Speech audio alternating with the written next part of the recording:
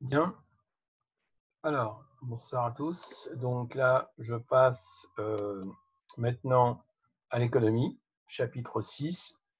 Il s'agissait du chapitre sur la dynamique de la répartition des revenus, donc des revenus que nous allons voir ici dans les détails, différents types de revenus par rapport aux différents agents économiques, bien évidemment, qui interviennent dans l'économie.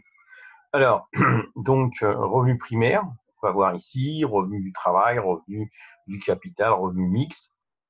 Ensuite, on va voir le partage de la valeur ajoutée entre les différents agents économiques. C'est un élément assez intéressant et important, hein, surtout ceux qui s'orientent vers la gestion finance. L'année prochaine, en terminale, en spécialité. Donc, ça sera une bonne occasion ici de s'imprégner de cette notion et de bien comprendre le mécanisme.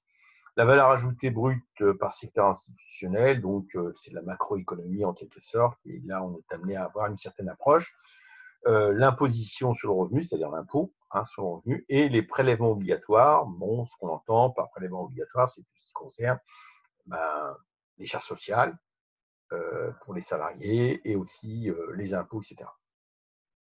Alors, les différents revenus, quels sont les revenus primaires? Alors, je vais donc passer maintenant, après avoir vu ce petit point, je vais passer maintenant à la correction. Alors, je vais vous partager donc le document, que ce soit le bon.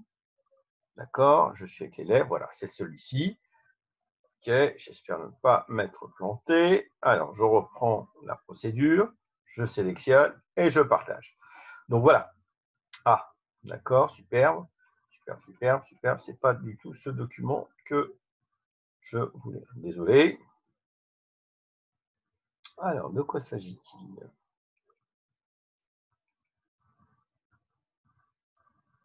Voilà. Donc, élément de réponse par rapport au document que vous aviez. Premier document, donc document 1 sur les différents types de revenus primaires. Je ne vais pas lire le document autre chose, c'est à vous de le faire, de l'analyser, etc. Alors, très important, les petites définitions, il faut les apprendre par cœur parce que vous risquez de les avoir au niveau du QCM. Alors, la question 1, préciser les trois types de revenus primaires que peuvent percevoir les ménages. Donc, ménages, eh bien, elles peuvent percevoir les revenus du travail lorsqu'elles travaillent, les revenus du capital lorsqu'elles ont un capital, ça peut être un appartement qu'elles louent, et les revenus mixtes, c'est-à-dire les deux. D'accord? Aussi bien travail que capital. Ensuite, la question 2, les revenus du travail non salarié s'apparentent-ils à des revenus mixtes? Justifiez votre réponse. Les revenus mixtes correspondent aux revenus du travail non salarié. C'est le cas du livreur chez Deliveroo qui possède son vélo pour travailler. Donc voilà, en ce qui concerne ici les revenus mixtes. Alors, ensuite, par rapport au document 2, vous aviez donc ici l'offre de location d'un appartement, indiqué ce que représente la somme 641 euros pour le propriétaire de cet appartement. Eh bien, elle représente tout simplement le loyer que va percevoir le propriétaire, et c'est ce qu'on appelle un revenu du capital, puisqu'il s'agit d'un capital, cet appartement, pour ce propriétaire. Calculer le rendement locatif de cet appartement, sachant que le prix moyen du mètre carré est estimé à 1323 euros. Donc, vous ne pouvez pas faire ce calcul comme cela. Vous aviez une petite formule, donc il fallait appliquer tout simplement la petite formule que vous aviez avec le document. Donc, le rendement locatif s'élève à 641, donc, qui est le loyer, fois 12 mois, divisé par 1323, c'est ce qu'on vous donne ici par rapport à la ville, multiplié par 69,19, c'est la surface de l'appartement, le tout multiplié par 100, et on arrive à 8,4%, ce qui veut dire que ici, le rendement locatif, la rentabilité de cette location, eh bien, elle est de 8,4%. Après, bon, à la personne de juger si c'est intéressant ou pas. Alors, dividende versé pour une action de 2018 sur les bénéficiaires de 2017 et cours boursier d'une action. Donc, les dividendes, c'est la rémunération des actions. Qu'est-ce qu'une action? C'est tout simplement, lorsqu'on est actionnaire, on achète des actions auprès des sociétés, des grandes sociétés, et tous les ans, il y a une distribution de dividendes. C'est une rémunération, donc elle peut être intéressante, comme elle peut ne pas exister. Tout dépend, et tout dépendra bien évidemment de l'activité, de la rentabilité, si je puis dire, et plus précisément financière de l'entreprise. Donc voilà, calculer le rendement d'une action pour L'Oréal, 1,63%, pour LVMH, 1,73, Et ensuite, pour l'eau, 5,88, il suffisait tout simplement d'appliquer la formule, vous deviez avoir ces résultats. Alors, recherchez le taux d'intérêt pratiqué par une banque, excusez-moi, pour une épargne déposée sur un livret A et présentez votre constat. Le taux d'épargne servi pour un dépôt sur un livret A est de 0,75%, soit inférieur au rendement calculé sur chacune des actions. Donc voilà ce qui était à faire. Donc effectivement, les actions 1,63, 1,73, 5,88 et là, le livret A 0,75, donc il est bien inférieur. Donc il est plus intéressant d'acheter des actions que, on va dire ici, comparativement, laisser de l'argent dans un livret d'épargne. Mais après, il y a un facteur risque. Alors, les revenus du travail. La distribution des salaires mensuels nets en euros dans la fonction publique hospitalière en 2016. Donc là, il y a un petit contexte. Donc, on est dans le secteur public, etc. Distinguer ce qu'on appelle salaire moyen, salaire médian. Donc, deux choses totalement différentes. Moyenne des salaires perçus. Donc, on prend les salaires perçus sur une période qu'on divise par la population, l'ensemble des salariés. Alors, le salaire donc moyen, donc il est supérieur au salaire médian, qui partage la population. Le salaire médian se calcule de la façon suivante. Population en deux, une moitié touche un salaire inférieur au salaire médian et l'autre moitié un salaire supérieur. Voilà. Expliquer le paradoxe apparent, le salaire net des femmes est inférieur de 20,6% à celui des hommes. L'écart salarial est de 3,4% à caractéristiques identiques. Les hommes et les femmes sont inégalement représentés dans les différents types d'emplois de la fonction publique hospitalière. On remarque que les emplois d'aides-soignants et soignantes sont plus occupés par les femmes que les emplois des chirurgiens, qui, eux, sont majoritairement occupés par des hommes. À caractéristiques identiques, l'écart salarial peut s'expliquer par des retards de promotion pour les femmes à la suite d'un congé maternité, par exemple. Voilà.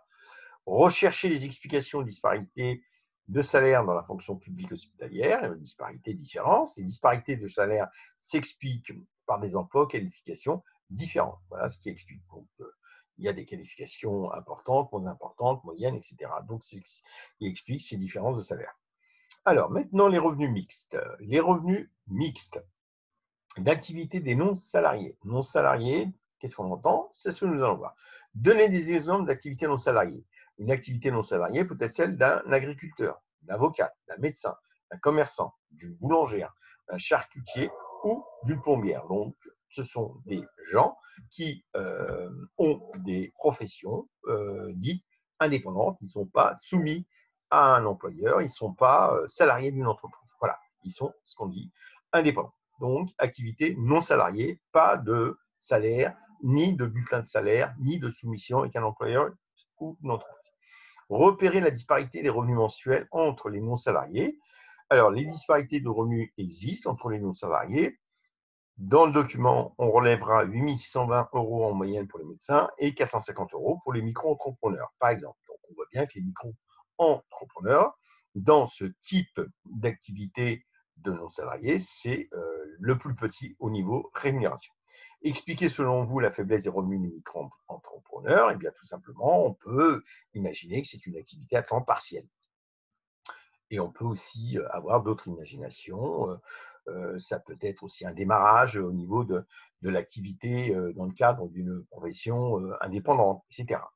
Alors, comment se partage la valeur ajoutée? Donc, élément important, intéressant, la valeur ajoutée. Alors, la valeur ajoutée, qu'est-ce que c'est? C'est tout simplement la valeur qui est ajoutée dans les différents processus, différentes étapes. On va dire, par exemple, un commerçant qui achète une marchandise et la revend, il va rajouter une valeur ajoutée. Un exemple, une entreprise industrielle qui fabrique des produits à partir de matières premières, ils vont ajouter une valeur à chaque étape, etc. Et donc, il y a ce principe de valeur ajoutée. On ajoute systématiquement une valeur. Et pourquoi? C'est ce que nous allons voir. Définissez en consultant le dictionnaire en ligne de l'INSEE. Donc là, vous êtes amené donc à aller sur l'INSEE. Et puis, c'est tout simplement pour voir si vous avez acquis des compétences informatiques. Donc, allez sur l'INSEE et cherchez la définition ici de ce qu'on appelle l'excédent brut d'exploitation. Ensuite, déterminer les bénéficiaires de la valeur ajoutée. Qui sont les bénéficiaires de la valeur ajoutée? Ce sont les salariés, les propriétaires de l'entreprise, les banques qui perçoivent des intérêts au niveau des emprunts, l'État qui perçoit des impôts, etc. Ce sont toutes ce qu'on appelle parties prenantes au niveau de l'activité d'un acteur bien précis. Commenter le partage de la valeur ajoutée entre 2015 et 2017. Donc, il s'agit d'un commentaire par rapport au graphique que vous aviez. Les principaux bénéficiaires de la valeur ajoutée sont les salariés, même si sur la période 2015-2017, la part de la valeur ajoutée allant aux rémunérations des salariés a augmenté moins vite que la part allant à l'excédent brut d'exploitation, le BE, et aux revenus fixes. Donc là, on constate que ce sont les salariés qui ont la plus grosse part. Et cela s'explique bien évidemment par le nombre, ils sont assez nombreux, de la valeur ajoutée. Alors maintenant, le BE. L'excédent brut d'exploitation précisait la redistribution de BE. Le BE distribué en 3 parts. Après la valeur ajoutée, on a ce qu'on appelle le BE. Eh bien, il a 3 parts. Une part va à l'État, sous forme d'impôt sur les sociétés. Une part va aux banques et le reste va aux propriétaires de l'entreprise. Voilà donc comment est distribué le BE. D'accord ? Indiquer le rôle de l'épargne ou autofinancement des entreprises. L'autofinancement des entreprises, ou une forme d'épargne tout simplement, permet de financer des nouveaux investissements ou d'augmenter la trésorerie à un moment ou à l'autre s'il y a des découvertes bancaires. Et bien, grâce à l'autofinancement, grâce à cette épargne que l'entreprise a au niveau de son entreprise, elle va pouvoir faire face à la trésorerie. Alors maintenant, document 8, les déterminants du partage de la valeur ajoutée. Analyser la répercussion de la substitution, c'est-à-dire de la combinaison qu'on remplace capital ou travail, où on fait un choix entre le capital et le travail dans le partage de la valeur ajoutée. Alors, la substitution capital-travail se traduit par une moindre rémunération du travail dans le partage de la valeur ajoutée. En règle générale, quand on est dans le cadre d'un dirigeant d'une entreprise ou autre, on va plus privilégier le capital machine que le capital travail. Hein. Voilà. Donc, c'est ce qui explique ce résultat. Citer les autres déterminants du partage de la valeur ajoutée. Alors, le partage de la valeur ajoutée dépend du fonctionnement du marché du travail. Donc, tout va être en fonction du marché du travail, s'il est propice ou pas, de la détermination du salaire réel, de la fiscalité, de ce que l'État va imposer, ainsi que les modes de financement à disposition des entreprises. Voilà donc les déterminants du partage de la valeur ajoutée.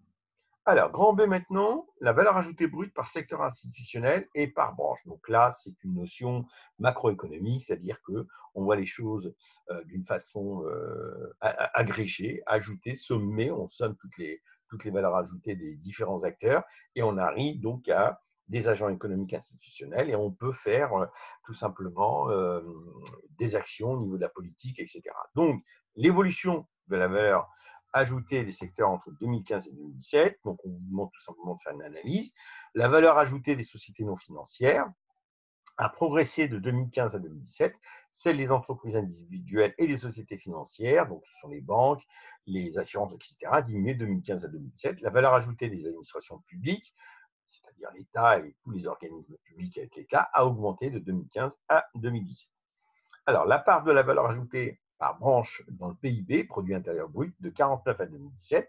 Commenter l'évolution de la part de la valeur ajoutée par branche dans le PIB.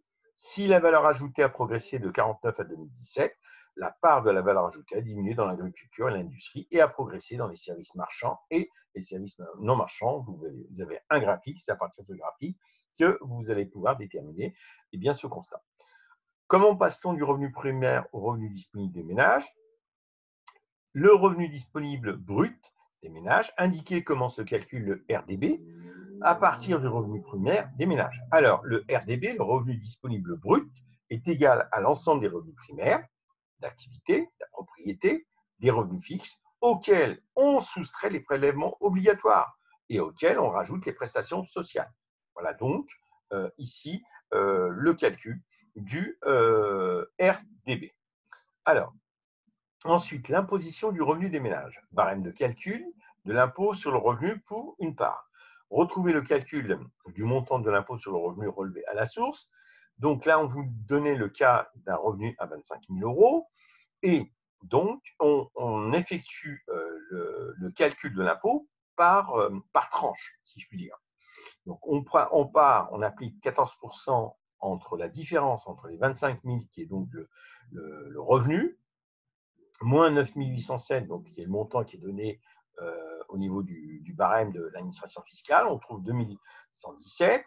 Ensuite, on effectue le calcul, le montant de l'impôt sur le revenu. Ah oui, excusez-moi, donc pour 25 000 euros. Ensuite, on a le cap aux 30 000 euros.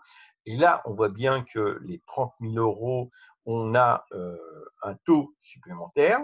Le précédent, on s'était arrêté à 14 parce que le barème au niveau de l'administration fiscale donc, plafonnait jusqu'à 25 000. Et ensuite, donc, celui des 30 000, il était bien au-dessus, donc on partait là-dessus. Donc, on effectue le calcul suivant.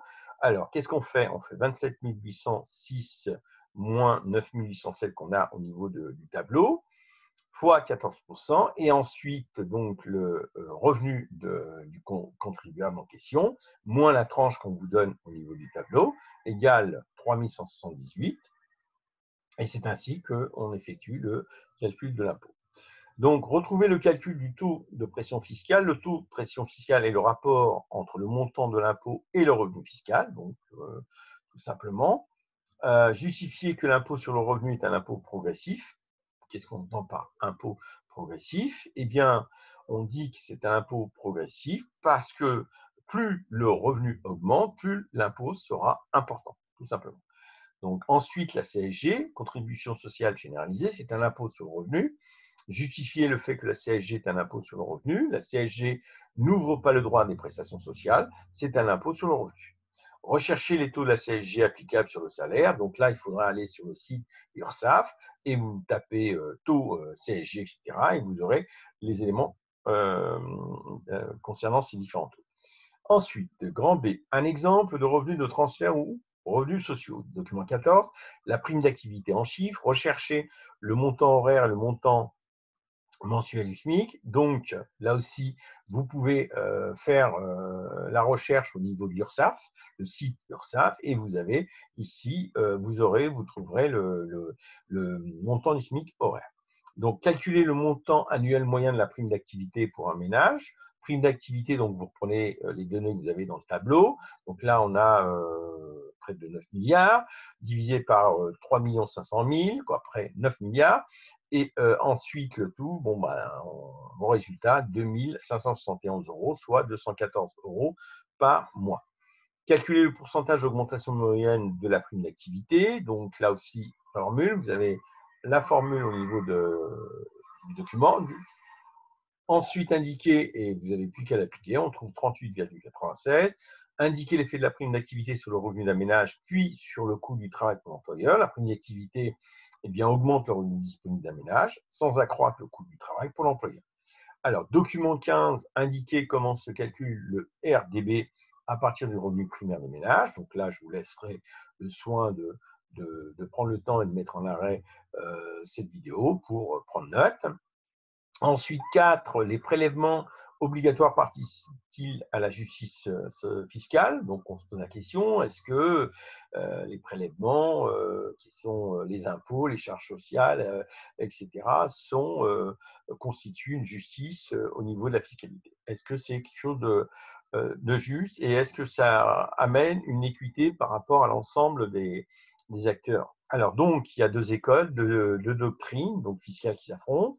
La doctrine du bénéfice, la doctrine des facultés, donc vous verrez de plus près. Indiquez laquelle des deux doctrines vous paraît la plus juste, là, si vous en lirez. Document 17, les prélèvements obligatoires pèsent sur les ménages.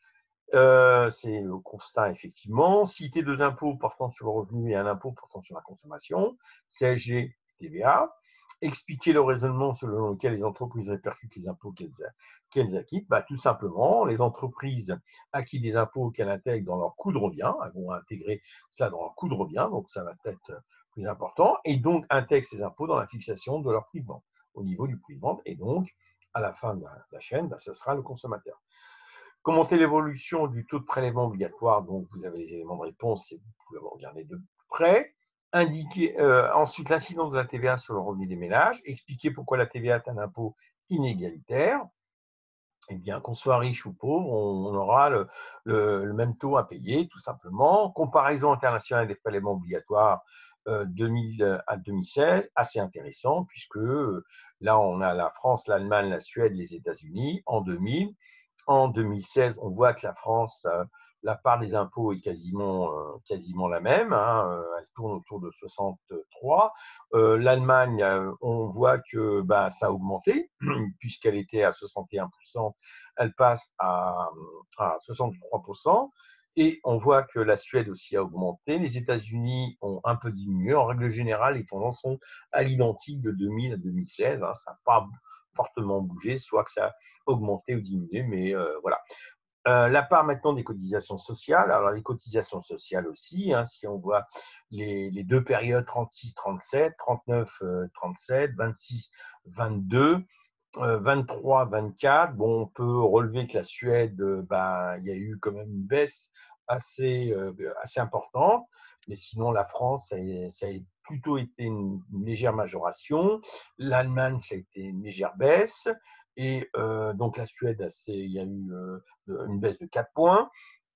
Et ensuite, les États-Unis, il y a eu une augmentation d'un point. Voilà, comparer l'évolution des prélèvements obligatoires entre pays et de 2000 à 2016. Document 20, les taux de cotisation sociale du droit commun. Calculer le montant des cotisations sociales employeurs et le montant des cotisations sociales salariales pour un salaire brut de 2 700 €, puis pour un salaire brut de 4 000 €. Alors, c'est un petit exercice assez intéressant. Donc là, vous avez les éléments de réponse. Je vous recommande de bien prendre note et puis de partir tout simplement du salaire brut et d'arriver au salaire net avec les différentes charges sociales qu'on doit prélever. Voilà, donc vous avez les éléments de réponse ici. Voilà pour ce corrigé concernant le polycopier sur ce chapitre en économie qui portait donc, comme je vous l'ai dit, sur la dynamique de la répartition des revenus. Je vous propose maintenant de passer à notre synthèse. Donc, voilà, excusez-moi, je vais repartager. Voilà, normalement, non, ça c'est OK. Voilà, c'est plutôt ça. Voilà, donc, alors, la synthèse. Alors, voilà, donc j'ai mis là-dessus, hein, je ne vous l'ai peut-être pas montré, mais tout ce qui concerne, je vous l'ai dit tout à l'heure, oralement, donc voilà, les petites définitions, il faut les apprendre. Hein. Je vous conseille vivement de les apprendre, ces petites définitions, parce qu'elles seront intégrées dans le QCM que je vous enverrai, que vous aurez vendredi. Alors là aussi, vous avez vu, la méthode de calcul, donc il y a la formule, il y a juste à appliquer hein, par rapport à ces différentes questions. Hein, vous étiez quand même accompagné pour pouvoir répondre et pour pouvoir répondre correctement. Donc voilà. Donc là, pareil, définition à apprendre. Donc là, vous aviez le fameux graphique d'évolution de la valeur ajoutée hein, qui a été commenté, service non marchand, marchand, construction, industrie, agriculture. Voilà. Ensuite, donc un tableau barème de calcul de l'impôt sur le revenu pour une part. Donc c'était à partir de ce barème qu'on pouvait effectuer les différents calculs que vous avez en corrigé. Ensuite, ensuite, prélèvement, très bien. Alors, je vais vite parce que je vais aller à la synthèse, c'est ce qui m'intéresse. Donc, tableau, vous l'aviez, donc à compléter. Alors, vous pouvez le compléter, hein, vous avez la possibilité d'écrire. Donc, voilà, ça sera un exercice d'entraînement. Reprenez-le, reprenez les données, etc. Je vous conseille vivement de compléter votre polycopier hein, à partir de la vidéo que je vous mets par rapport au corrigé et vous faites un va-et-vient entre votre polycopier et la vidéo. Donc voilà, calcul de montant de cotisation sociale employeur, etc. Donc là aussi pareil, vous pouvez aussi effectuer un petit exercice d'entraînement, donc à compléter à ce niveau-là. Voilà. Alors, donc, synthèse schéma. Donc, on part ici. Les ménages sont constitués. Donc, les ménages, des ménages sont constitués et qu'est-ce qu'on leur attribue aux ménages? Les revenus primaires. Alors, ces revenus primaires sont revenus du travail,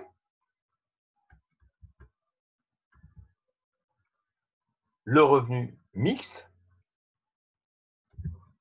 et le revenu du capital. D'accord? Revenu du travail, salaire ou traitement, revenu mixte, revenu du propriétaire d'une entreprise individuelle, par exemple, revenu du capital ou de la propriété, loyer, intérêt, dividende.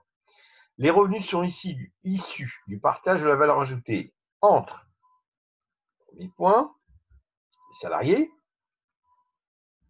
les propriétaires des entreprises individuelles, les entreprises qui perçoivent l'excédent brut d'exploitation, l'État qui perçoit les impôts sur la production, ensuite l'entreprise qui perçoit l'excédent brut d'exploitation va être répartie. C'est le BE en intérêt, les intérêts des emprunts versés aux banques, ensuite l'impôt sur les bénéfices versés à l'État, ensuite les dividendes versés aux actionnaires, donc je vous l'ai dit tout à l'heure, la rémunération, et le reste à l'entreprise pour investir, rembourser ses emprunts ou augmenter sa trésorerie. Alors, mais l'État mène une politique de redistribution des revenus au moyen des prélèvements obligatoires. Qu'est-ce qu'on entend par prélèvement obligatoire? La TVA est obligatoire, l'impôt sur le revenu est obligatoire, la taxe d'habitation est obligatoire, la taxe foncière est obligatoire, la CSG est obligatoire. Donc, tous ces prélèvements constituent par l'État de prélèvements obligatoires. Ensuite, on a des prestations sociales aux revenus de transfert. Qu'est-ce qu'on entend par prestations sociales ou revenus de transfert? Ce sont les pensions, les retraites, les allocations familiales, les allocations logement, prestations santé, bien évidemment. Elles s'adressent à un public bien particulier. Les pensions de retraite, ce sont les retraités. Les allocations familiales, ce sont les familles qui ont un certain nombre d'enfants, plus de 2 enfants. Allocations logement aussi, avec une participation, etc. Et on appelle ça une politique de redistribution des revenus. Donc, on a le revenu disponible des ménages qui est égal au revenu primaire des ménages moins les prélèvements obligatoires plus les prestations sociales. Et on obtient le revenu disponible des ménages. Voilà, donc je vous demande d'apprendre par cœur donc ce schéma, car je vais beaucoup m'en inspirer pour mon QCM. Et aussi quelques documents, quelques éléments du document. Alors, synthèse rédigée à compléter. La valeur ajoutée produite donne lieu à une distribution de revenus. On distingue 3 types de revenus primaires. On a les revenus du travail, comme les salaires ou les traitements. Ensuite, on a les revenus du capital ou de la propriété, comme les dividendes, les loyers ou les intérêts. On a les revenus mixtes, qui correspondent aux revenus des non-salariés, entrepreneurs ou professions libérales. Au cours du temps, le partage de la valeur ajoutée entre les agents économiques peut se modifier. Le fonctionnement du marché et la détermination du salaire réel peuvent être plus ou moins favorables aux salariés. En période d'excès de main-d'œuvre, quand il y a trop de main-d'œuvre sur le marché, la part des salaires dans la valeur ajoutée a tendance à stagner ou à diminuer. La substitution, c'est-à-dire le remplacement du capital au travail, peut renforcer la part de l'excédent brut d'exploitation dans le partage de la valeur ajoutée. Ensuite, la fiscalité et les modes de financement à disposition des entreprises vont également affecter le partage de la valeur ajoutée. Sur la longue période 49-2017, la part de la valeur ajoutée entre branches de l'économie se modifie. Cette part est plus importante pour les services marchands et les services non marchands, et moins importante pour l'industrie et l'agriculture. Le revenu disponible des ménages est égal au revenu primaire plus les prestations sociales moins les prélèvements obligatoires, impôts et cotisations sociales. Les ménages voient leurs revenus imposés par 2 impôts, la CSG, qui est un impôt proportionnel, et l'impôt sur le revenu, qui est un impôt progressif. Les ménages sont également soumis à d'autres impôts, l'impôt sur la consommation de la TVA, qui est un impôt inégalitaire, frappant davantage les plus modestes que les plus aisés. Les ménages vont donc percevoir des prestations sociales, comme la prime d'activité, ou d'autres prestations en nature ou en espèces. Les prestations vieillesse et santé sont les plus importantes. Si les prélèvements obligatoires permettent de financer les dépenses publiques et les prestations sociales, le taux de prélèvement obligatoire a augmenté, passant de 30% du PIB en 1960 à plus de 45% du PIB en 2017. Le choix des prélèvements obligatoires selon que le prélèvement est progressif ou proportionnel pose la question de la justice fiscale. 2 doctrines s'affrontent, doctrine du bénéfice doctrine de la faculté contributive. Bon, vous verrez dans le document ces différentes définitions. Toujours est-il que la justice fiscale est une condition de la cohésion sociale. Voilà, donc ici, alors cette synthèse rédigée qui est à surligner, à compléter, plutôt en site à surligner, je ne vous demande pas de l'apprendre par cœur, mais je vous demanderai quand même de la relire plusieurs fois et ainsi relire aussi plusieurs fois vos différents documents et réponses à ces documents. Donc voilà, j'ai terminé la correction de ce chapitre 6 en économie. Je vous enverrai prochainement donc la correction des polycopiés suivants. Voilà, donc en ce qui me concerne, je termine ainsi euh, la réunion, donc cette vidéo. Donc apprenez s'il vous plaît sérieusement et vous aurez donc un QCM vendredi.